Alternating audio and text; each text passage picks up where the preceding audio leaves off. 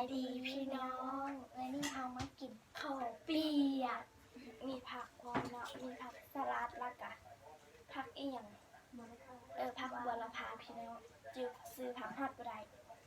จืดได้ผักอันนี้กะปิพร้อมสิ่งที่ขาดไม่ได้คือน้ำเปียกพวกเขามาเกี่ยวข้าวเปียกน้ำตาลมาลูกนี่น้ำส้มนี่น้ำส้มพร้อมแซ่บอันนี้เป็นข้าวแรงคนอื่นทำมาซิมเลยเนาะว่ามันจะแซ่บบ่ข้าวแรงตอนสักโมงพี่น้อง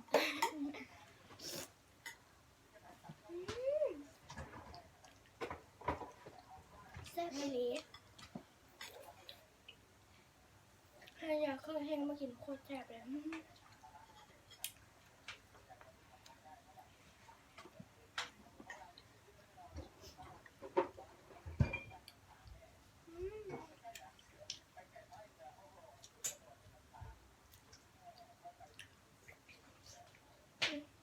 ทำมากินใช้ผักจ้ะพี่น้องให้กับต้องใจกินผักเลยได้พี่น้องคือว่าทำเพราะเพื่อนมากินผักนี่กินเพื่อพี่เพื่อน้องเลยเขาต้องเฮียนกินการเพราะว่าเขาไม่มากินการไม่ได้มีกินได้อยู่กันผักสลัดกินได้แต่ผักนี่พวกหัวรสชาติเป็นยังไงนี่กินแบบนี้นี่นะคะ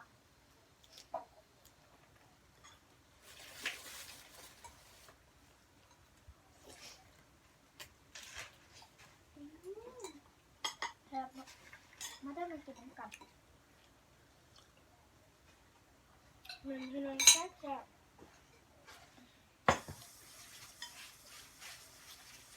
แซ่บถึงกินกันมากเดี๋ยวได้แล้วพี่น้องจังดับมันยาว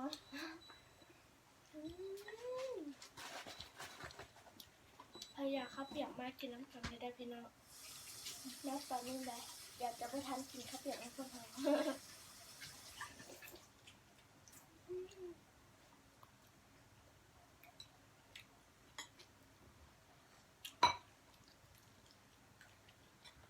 อันนี้เป็นน้ำส้มเนาะ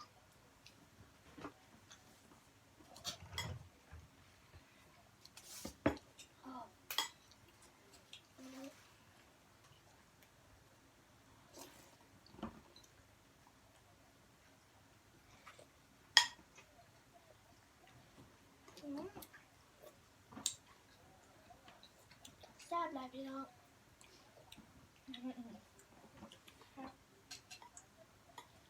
ลูกชิ้นอันใหญ่อันปลาต้ม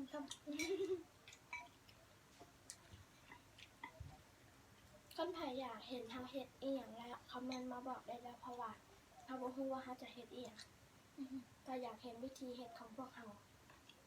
ทิชชู่ลูกทิชชู่ไม่กินจะกระจับไปล่ะจะไปให้เช้าอยากเห็นเขาเห็ดตำเห็ดย้ำเห็ดข้าวเปียกบอกได้ด้วยพี่น้อง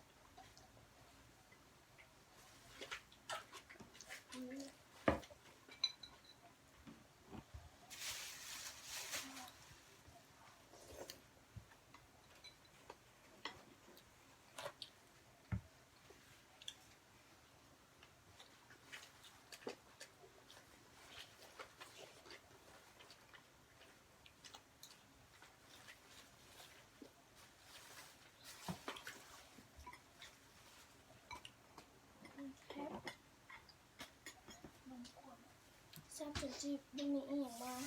บรรยายเลย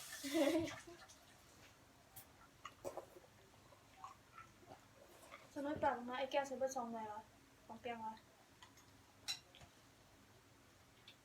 เบิดแล้วน้องแพลวใส่วะไม่ใช่อันเดียวไม่ใช่อันเดียวเปลี่ยนเลยแต่เราเบิดแก้วก็ใส่ก็ไม่รู้ก็จำได้ไม่เขากินเบียร์ป่ะไม่ได้พี่น้อง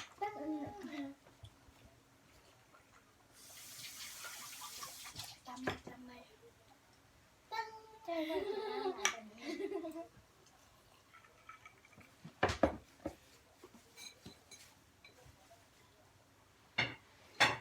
อืม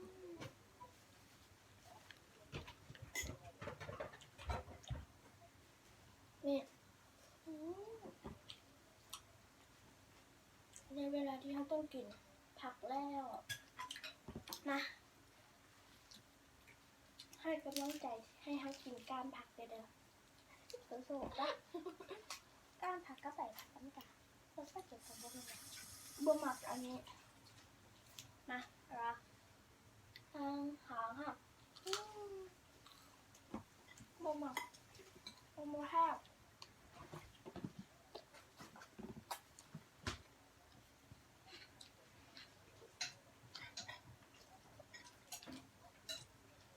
บ่หมักกลางๆนะ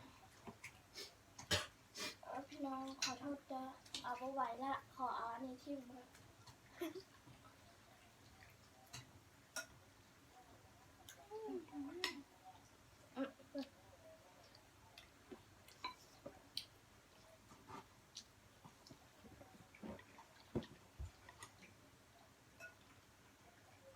คันเสียงคอยขอโทษด้วยนะพี่น้องพอดีว่า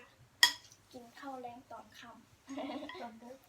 กินข้าวแรงตอนข้าวแรงตอน ดึ เด็ ก ก โพดก็เห็นก็ได้ยังกระจ้างมาให้เนาะ แม่นเดี๋ยวนี้วันเที่ยเขาก็จะไม่ได้ค่อยลงคลิปแล้วเด้อพี่น้องเพราะว่าเพิ่งเข้าไปทำเฮียนอะ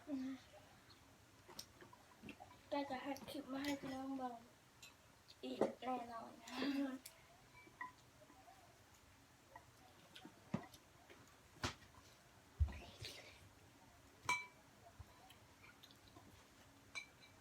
เราจะหาไปอาบน้ำนะ ลืมเหมือนแบบแก้ผม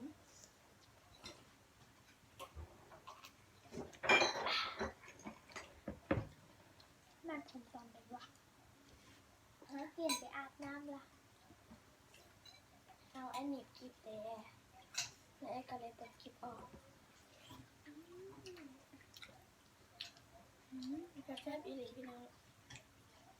ใครมาคลิปนี้กดไลค์ให้ได้เลยพี่น้องใครที่เข้ามาเบิ่งละ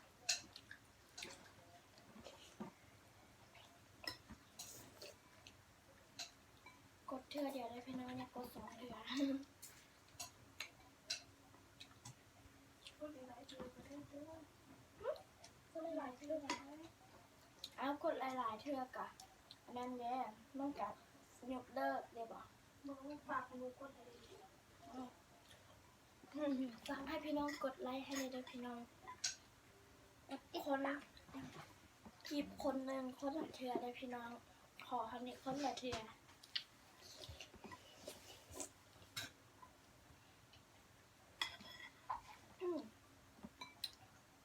ถ้าอยากเห็นห้องเรียนเขาบอกเลยเด้อเพราะว่าเราลูกไปห้องเรียนมือใดแล้วเพื่อนให้พ่อแม่ไปส่งจะได้ไปไทยห้องเรียนให้เบิ่ง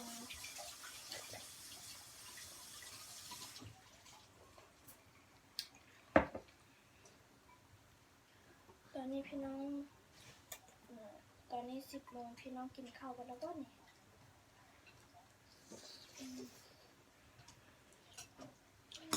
ยังไม่อยากนอนเลย แต่ต้องไหนก็ต้องนอนก็ได้แต่งเห็นแต่เศร้าน านละ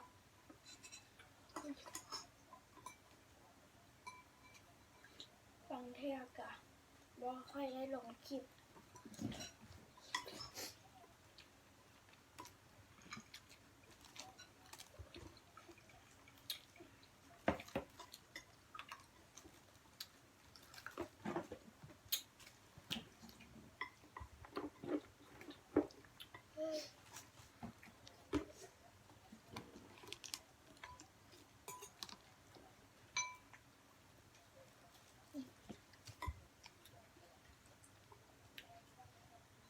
พี่น้องถ้าเมื่อไหร่พี่น้องเห็นทั้งหลังบ่คือกันบางคลิปด้วยพี่น้อง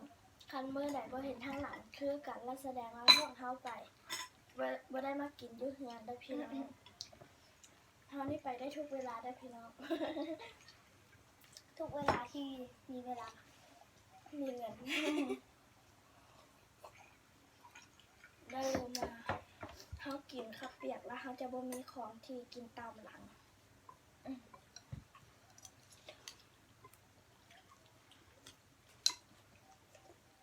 มีจังเอาอีกบ่ พอแล้วอิ่มให้กับอิ่ม คอย มื้อ หา นี้แซ่บหลายพี่น้องจากการอยากเข้ากลายเป็นการอิ่มเข้า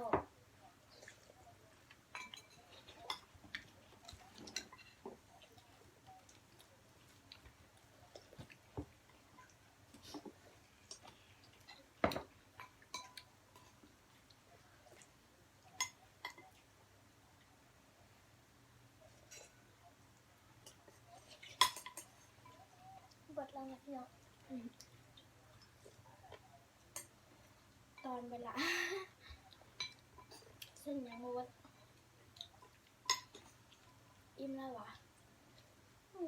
อิ่มคือกันแล้ว บทแรกพี่น้องบทแล้วนะแต่แรงลูกว่าตายลูกเขาเลิกกัน ซ้ำน้ำให้เปิดทางอะ อิ่มไอ้อิ่มจบหูบอ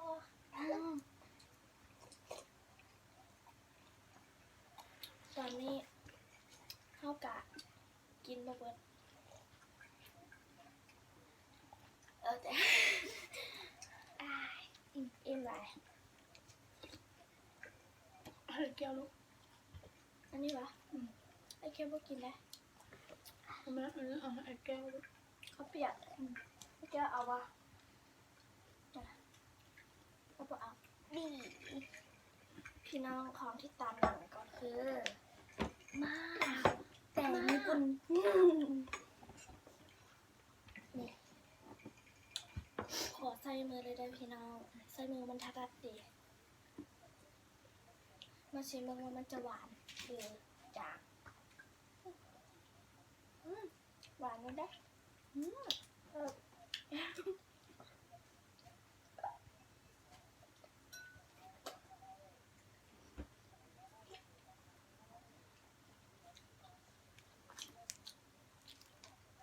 ออกหวานๆจางๆเพราะว่าบักแดงบ้านนี้บักเกอร์ยูราเนาะพี่น้องยูราหวานหวาน ยังไม่เคยเห็นต้นหมากมันสักตัว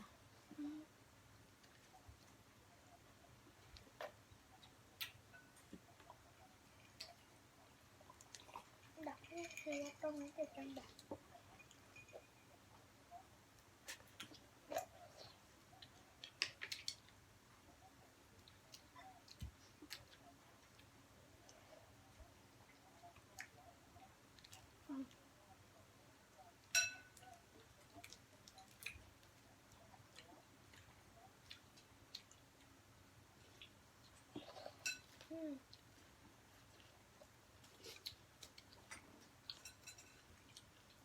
นั่นเป็น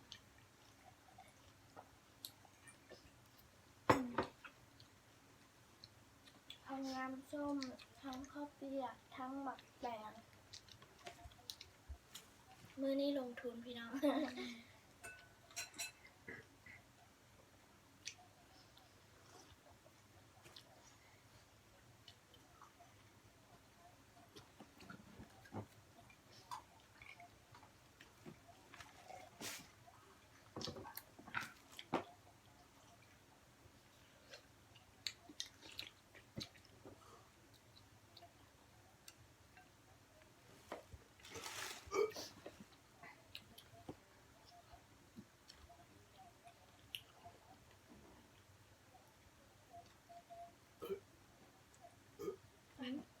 หวานขึ้นสมอง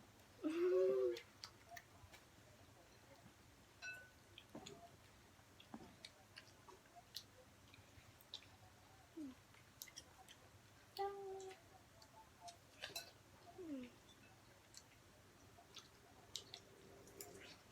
อันนี้หวานอยู่ดีๆเอมมี่ก็ใหญ่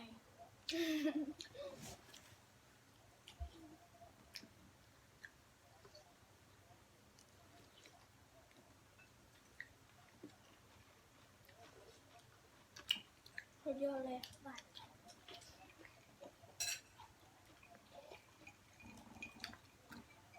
1 2 3มองมา 1 2 3 มื้อนี้กะจบเพียงเท่านี้เด้อพี่น้อง เพราะว่าเขากินมาหลายแล้วเนาะพี่น้องอยากให้เขาเฮ็ดอย่างคอมเมนต์มาได้เด้อและคันพี่น้องคอมเมนต์มาได้เด้อเขาขอพี่น้องอย่างหนึ่งเด้อพี่น้องกดไลค์กดติดตามให้พวกเขาได้เด้อ ฝากเป็นกำลังใจให้พวกเราเฮ็ดคลิปหน้าได้เด้อบ๊ายบาย บ๊ายบาย